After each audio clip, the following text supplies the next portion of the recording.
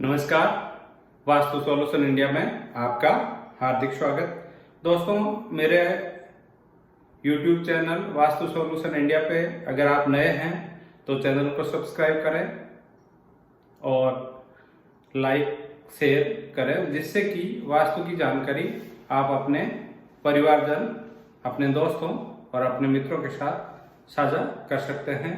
आज का विषय है भवन की आंतरिक साज सज्जा। बहुत जगह व्यक्ति को एक शौक होता है कि मेरा भवन दूसरों से हट करके कुछ अलग दिखे या कुछ मेरे भवन में नया या मॉडर्न लुक आए। इसके लिए वो इंटीरियर इस प्रकार से करते हैं कि वास्तु के जो नियम कायदे होते हैं वो सारे के सारे ताक पर रख के करते हैं और फिर परिणाम विकट। और उसके बाद में सर्चिंग शुरू होती है कि कौन सा टॉप का वास्तु शास्त्री है या कौन सा टॉप वास्तु एक्सपर्ट है जो हमारे भवन में कुछ हमें अच्छा परिणाम दे सके। तो सबसे एक्सपर्ट वास्तुविद आप खुद हैं अपने भवन के।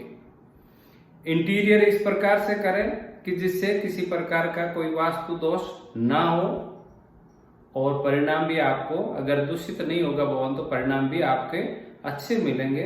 इसके लिए कुछ नियम है वास्तु के, उन पे अपन चर्चा कर रहे हैं। वास्तु में सबसे पहला और प्रमुख नियम है कि भवन में किस दिशा में भारी निर्माण हो और किस दिशा में हल्का। ये निर्माण के साथ साथ घर के इंटीरियर पर भी लागू होता है। इंटीरियर में ये होता है कि किस दिशा में आपकी अलमारी होगी, जो अलमीरा होगी वो भारी होगी। किस दिशा में आपकी छत पे जो टाट होती है, ताण जिसको बोलते हैं, पछी जिसको बोलते हैं, या जहां पर एक पार्टीशन किया जाता है कि उसके ऊपर कुछ सामान रख दिया जाए, जिसको आला अलमारी भी बोलते हैं, ये किस दिशा में होनी चाहिए, इसका भार किस प्रकार से होना चाहिए, किस प्रकार दीवारों की भारों का संतुलन होना चाहिए।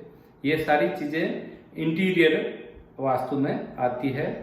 साथ साथ हमारे भवन में किस प्रकार का रंग होना चाहिए या किस प्रकार की आंतरिक व्यवस्था होने से हमारे पंच तत्व संतुलित रहते हैं, ये सारे नियम आंतरिक वास्तु में है। इस पे अपन चर्चा कर रहे हैं।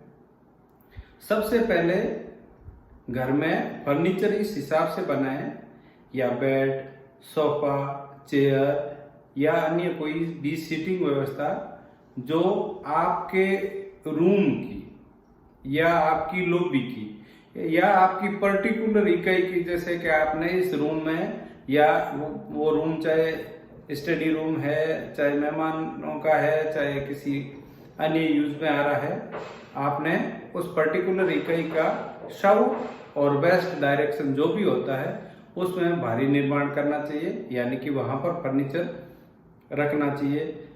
साथ ही एक चीज आप ये गिन के गांठ बांध लीजिए या ये तय कर लीजिए कि भवन में जितनी भी इकाई हैं, चाहे वो रसोई है, घर है, चाहे वो मुख्य का शयन कक्ष है, चाहे वो मेहमान कक्ष है, या चाहे लॉबी है, चाहे किसी प्रकार का, और जहां पर भी ईशान बन रहा है, यानी कि ईशान कोण, जिसको नॉर्थ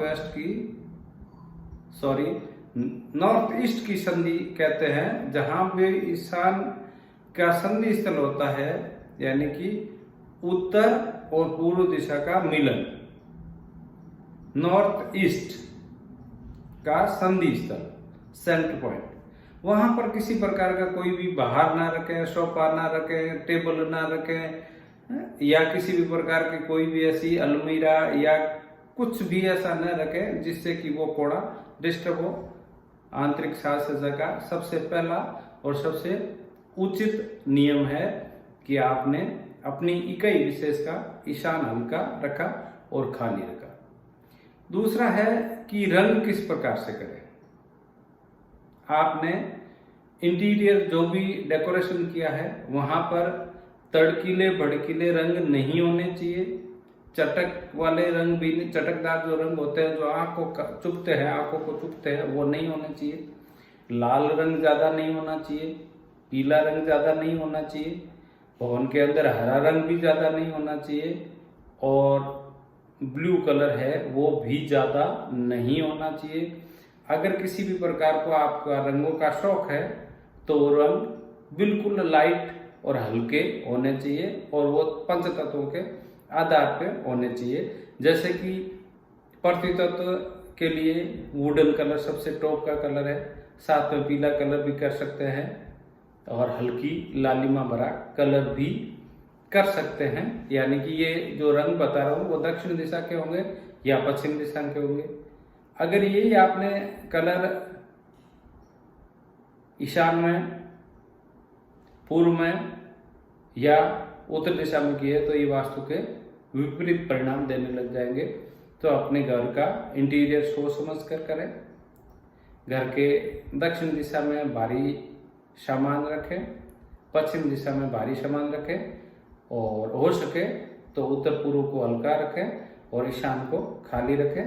जय माता दी, धन्यवाद।